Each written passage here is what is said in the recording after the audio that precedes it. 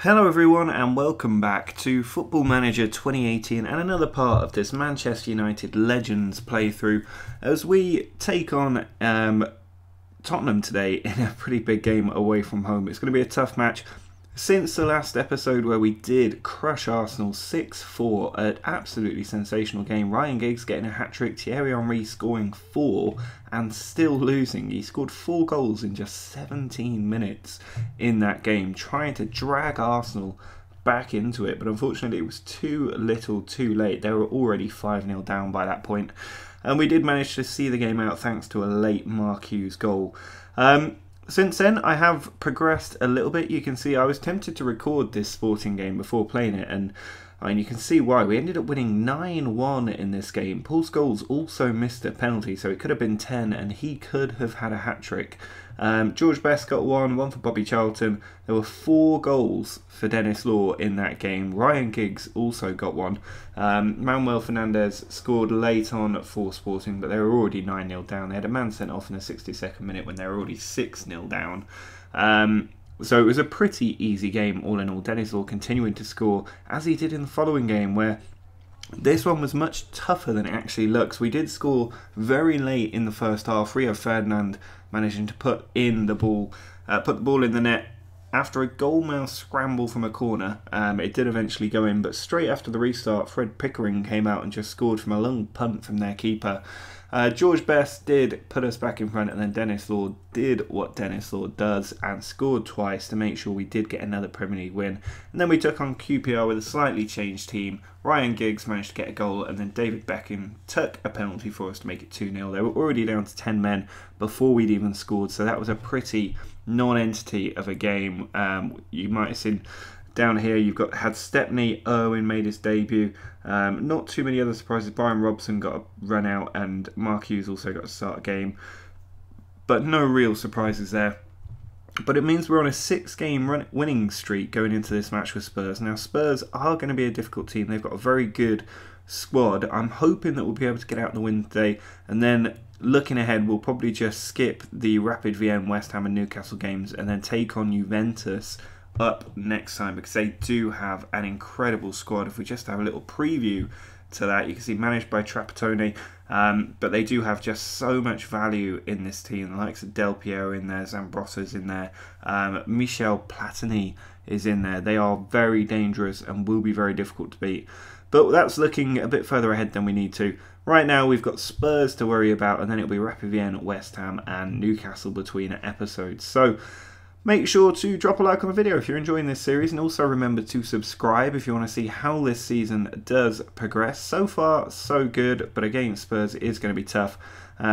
You can see here we are the favourites. We're away from home though, but Spurs are struggling. They've had poor form. I would expect us to do well. And we've got a good team going out there today as well. We've got George Best on the right flank, Ryan Giggs on the left flank, Dennis Law up front.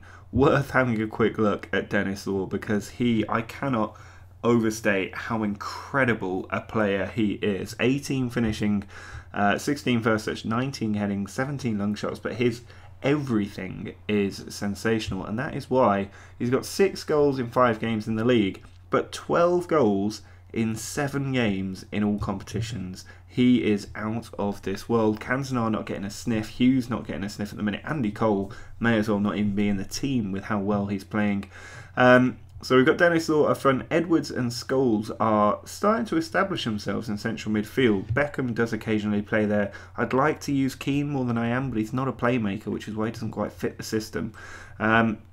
And then we've got Byrne in at left back with Ferdinand, Stam and Carey, who's been getting a bit more playing time. 24-year-old Irishman, not a legend I'm that familiar with. If any United fans know of him, do let me know. Obviously, he can play so versatile, so many of these older generation players. And Schmeichel is in goal. I'm expecting us to win this one. We've got a decent bench as well with Beckham, Hughes, Neville, Keane and Cole all available. But we should be winning this with Spurs in a really poor patch of form. Well, you can see why this Spurs side is a threat. They've got Jimmy Greaves up front with Glenn Hoddle playing just behind him, Jones and Correa on the wings, Mackay and Blanchflower also in midfield.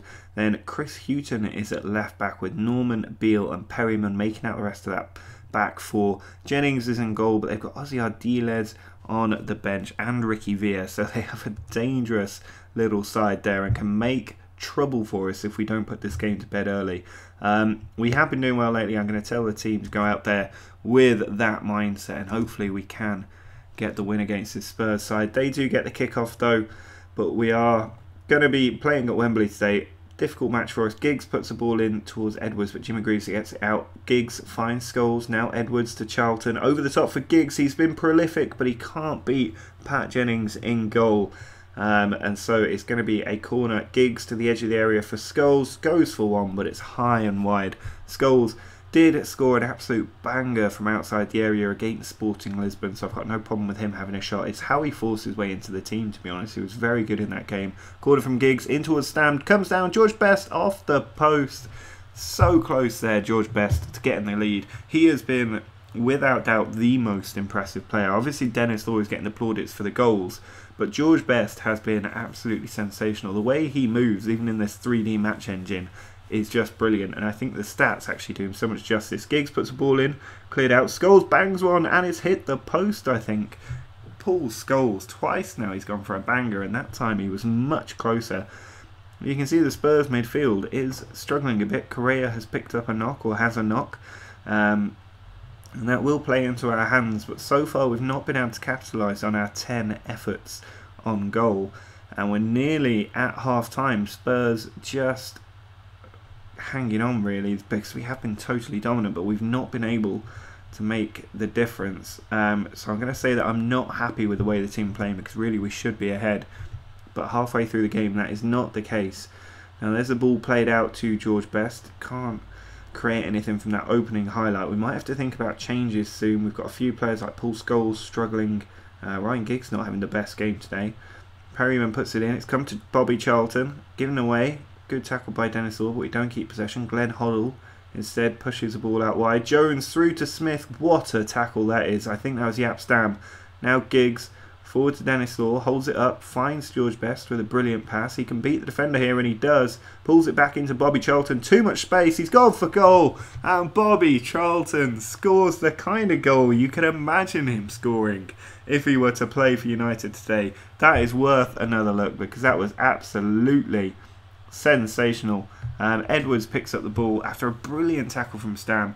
Giggs forward to Dennis Law, who holds it up. Best does what Best does, beats the defender, pulls it back, and Charlton here, one touch, and what a finish into the top corner from Bobby Charlton. You've got to love that.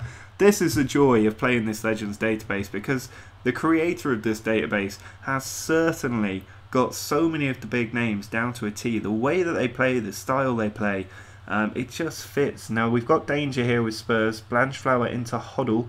Now Mackay back to Hoddle. Puts it in, and Smith just tucks it home. I think he's onside. No, the flag has gone up. He was offside. A huge stroke of luck for us there, because Glenn Hoddle tore us apart. Now Jimmy Greaves finds Blanchflower.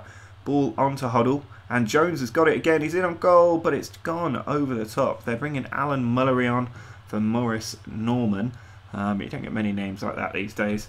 Perryman into Jimmy Greaves, who's been causing us trouble, alongside Hoddle, who picks up the ball now. Inside to Smith. Forced away from goal. Jimmy Greaves, though, not giving up on it. Blanchflower to Hoddle.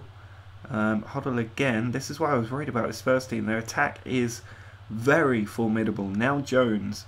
Out wide to Houghton, puts it in. Smith arriving, and Schmeichel should have saved that one. It was straight at him, but it's now 1-1, and we need to try and get our lead back, because that was a poor way to concede a goal, really. It was coming, we saw them building, and we should have stopped it. They brought Mike England on. I'm going to have to make a change here. I think I'm going to bring David Beckham on for Paul Scholes. I might also see about changing Bobby Charlton. Unfortunately, we don't have Cantona on the bench, so this will be a little bit of a rejig here. I might push Duncan Edwards further forward, because he can play there. Take Charlton off and bring on Roy Keane, and just see what that does for the next 10 minutes. And then maybe we can think about changing Dennis Law, who's having a poor game today. Possibly bring on Andy Cole. We've got a corner here. Hoddle puts it in. Blanchflower arriving. Jimmy Greaves in there. We do block the shot and get it away, but the flag is up against Spurs. I'm going to take Dennis Law off. We need some fresh legs. Andy Cole is going to be the man that I trust here. He's not totally match fit, because he just hasn't played. But he's going to have pace on this defence, and he is an excellent finisher. So let's see, 4 minutes of added time. Can we get a winner? It hasn't looked like it. This second half we've been so poor, and it looks like it's just going to end in a 1-1 draw, which isn't brilliant. But Cole has the ball here, but he holds it up too long, and there is the full-time whistle. So that a much better test of our team's limitations, because I think we should have won that game, but with the players they had, Jimmy Greaves, Glenn Hoddle, they were always going to be difficult, and it means Newcastle at the moment running away with the title with 5 straight league wins. That could be a bit of a problem. We are playing Newcastle soon, so that'll be an opportunity to pull them back. You can see from the squad schedule we've got Rapid Vienna, West Ham, and then Newcastle to come. So they are going to be very, very tough games.